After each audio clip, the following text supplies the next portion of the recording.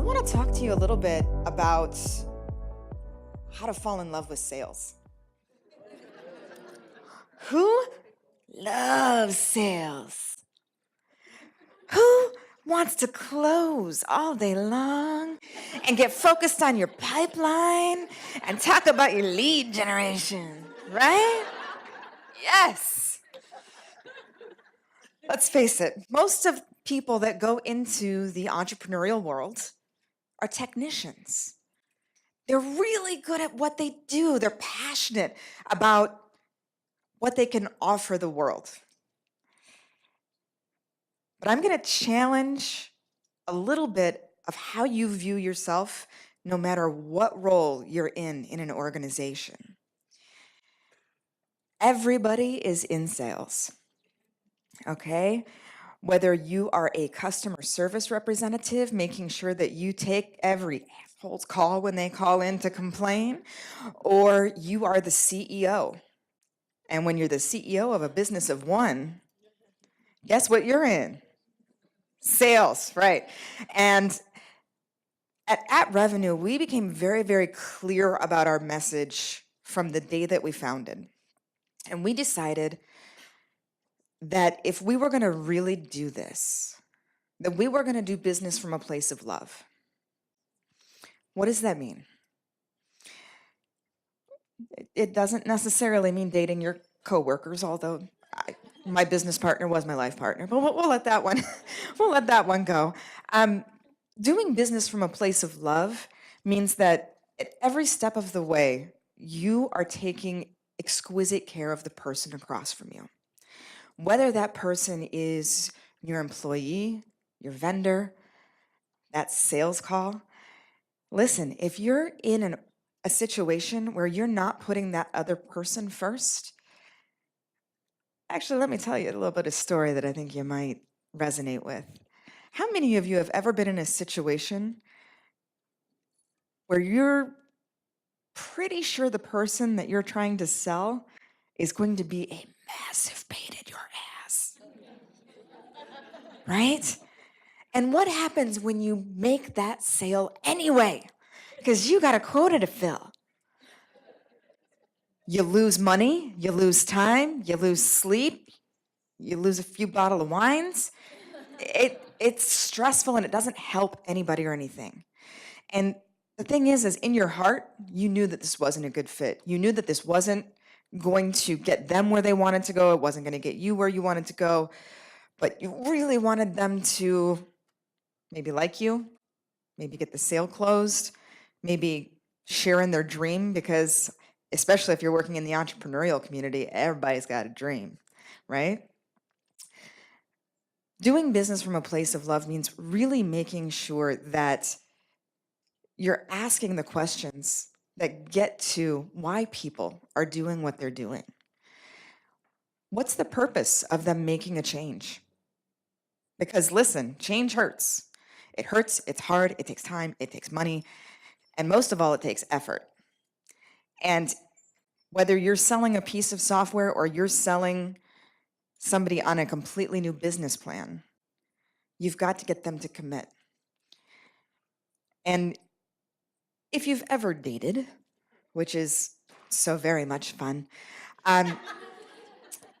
you know that you don't walk up to somebody and say, "Oh, you are just wonderful. Let's get married," right? We want to take them through the process of, "Hey, why don't we have a little talk, have a little coffee, have a little wine, have a little hangout." And then you might move to Netflix and chill. I don't know what your speed is. That's not my business. But you kind of date professionally, right? And when you get to that third or fourth date, you've probably got a pretty good idea if it makes sense to connect. And that's really how we built the business as well. I will not lie to you. This iteration of my business, I've been an entrepreneur since I was 22, and we opened at Revenue just about 2 years ago in June. This business grew like wildfire. We will be hitting 7 figures before our second year is up. But what had happened was we realized that we were going to need a team. And we were going to need a good team because there was no stopping the train. And so we created a system of professionally dating the people that we want to work with. When you are a small company, you have to share values with the people that you bring into the team. So one of the biggest pieces of advice that I can offer for anyone who is looking to grow a business or scale in any way is to professionally date. Take 3 months to work together and figure out if it's going to be a good fit for both people. And I so resonated with what you were saying earlier about having people that are opposite personality types in leadership. It took me a very long time to, my co-founder unfortunately passed, and I needed a partner. I knew that I did not want to do this alone, but I was in no position or headspace to pick somebody. And somebody that I had been dating professionally approached me and she said, I really think that I'm the partner for you. And I said, oh yeah, you do, huh? Right? And I took a step back and I said, okay, well, let's look at this a little bit. I like the way she works. She's smart as hell.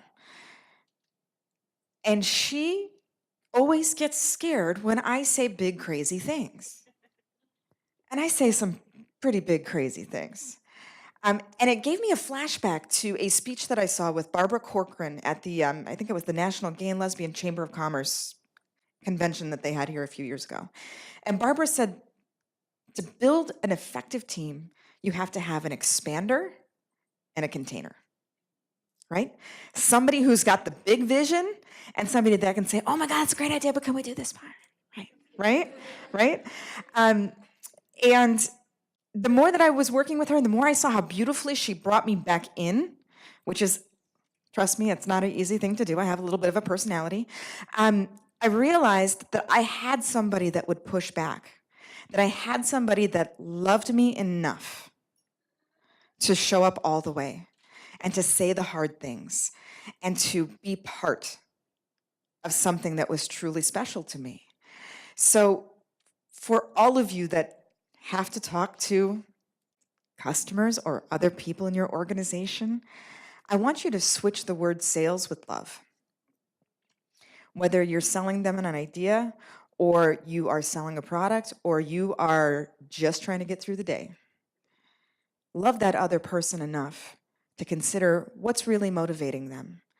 What is it that's going to compel them to engage? Thank you very much.